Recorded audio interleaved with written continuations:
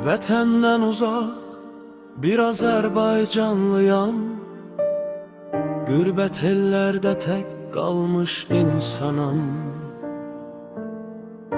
Sinə gərirəm hər çətinliyə mən, ürəyimdə vətən, orada yaşayıram mən. Ey qürbətdə olan Azərbaycanlılar, ürəyində dərd daşıyan insanlar, bir-birinə uzaq düşən canlar. Gəlin bir olaq, bitsin bu qəm qüssələr. Qürbət ellərdə sınanır ürəklər, səssiz ağlayır gizli arzular, diləklər.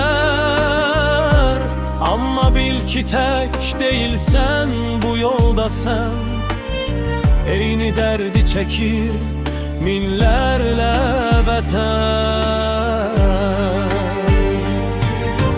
Ey qürbətdə olan Azərbaycanlılar, dərdini içində gizlədən insanlar, bir-birinə güvənməyən canlar. Gəlin bir olaq, qalxaq ucalara.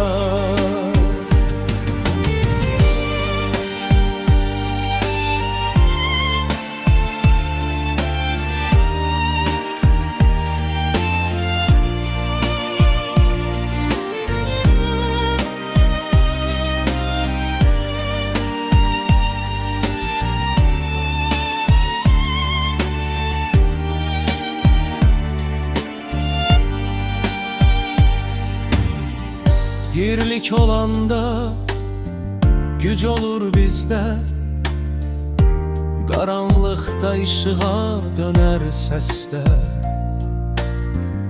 Qurtuluş yolumuz elə birlikdir, vətən sevgisi bizi birləşdirir.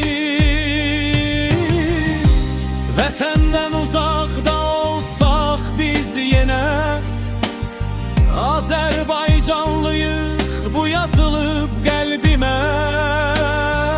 Qürbətdə də döyünür bir vətən ürəyi, sönməz heç vaxt bu sevginin kölgəsi.